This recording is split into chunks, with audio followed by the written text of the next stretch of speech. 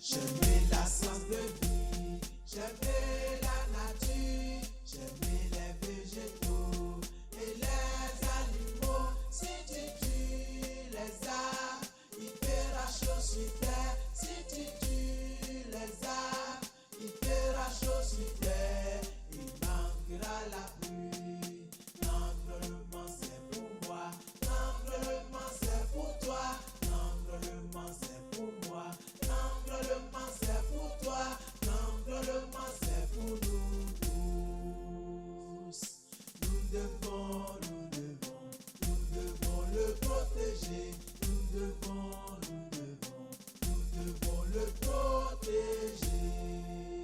Pour bien profiter du congé de Pâques, les collèges de Porto Novo ont effectué une visite découverte pour le renforcement de leurs connaissances. Ceci est une initiative de Grappes Bénin ONG ce mercredi 5 mars 2023 avec au programme les jeux, les animations et la visite de tout le jardin des plantes et de la nature gypienne de Porto Novo. Quand on dit biodiversité, ou différentes formes de vie sur Terre, il y a les animaux, il y a les arbres, mais il y a aussi les humains.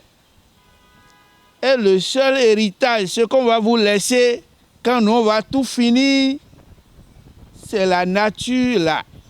Et vous savez, tout à l'heure, on va vous parler de l'importance des arbres, de l'importance de l'hygiène. Je voudrais que vous puissiez écouter les animateurs poser des questions. 500 ans, 300 ans, 100 décennies, 300 ans. Oui. C'est très important malgré nos maisons à étages, nos grosses voitures, la nature est importante. Les participants apprécient cette visite à sa juste valeur.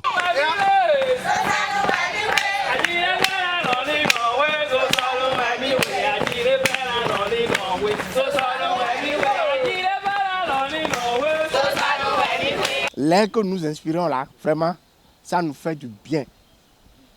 Et je voudrais que cela soit utile pour chacun de nous.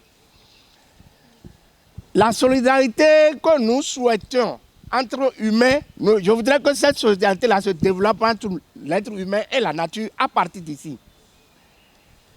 Quand vous serez dans vos écoles, vous devez vous employer à former les autres camarades qui ne sont pas arrivés ici comme vous. Vous allez leur dire ce que vous avez vu. Celui qui détruit la nature, c'est l'homme. J'ai aimé ça, c'était génial parce que j'ai appris beaucoup de choses. Et lors de cette visite, il y avait des choses que je n'ai jamais vues dans ma vie. Je l'ai vu ici. Et par exemple, le fruit du baobab, je n'ai jamais vu ça dans ma vie. Je l'ai vu ici. J'ai appris beaucoup de choses. À mes camarades, je vais les amener à aimer la nature, notre environnement et du fait qu'elles viennent aussi visiter ce lieu parce que moi je trouve ça génial en fait. Les interdits de la nature, ne pas jeter les déchets un peu partout, ne pas déféquer en désordre dans la nature et ne pas couper les arbres en désordre et aussi bien entretenir son environnement pour vivre dans un environnement sain.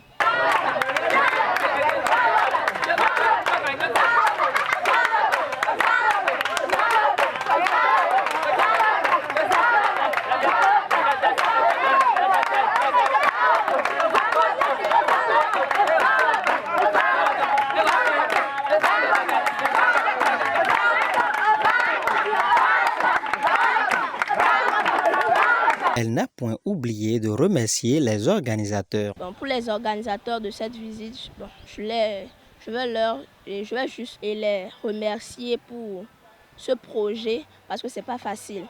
C'est pas facile, c'est pas du tout facile. Je vais prier aussi pour que Dieu les aide à encore faire plus que ça. Pour ne pas trop parler, je dégage la pollution de mon chemin. Ce n'est qu'avec moi vous ne pouvez vivre longtemps sur cette terre. Faites en sorte que je sois alors toujours présent. Je m'adresse à vous, les êtres humains. C'était le lycée Tofa premier.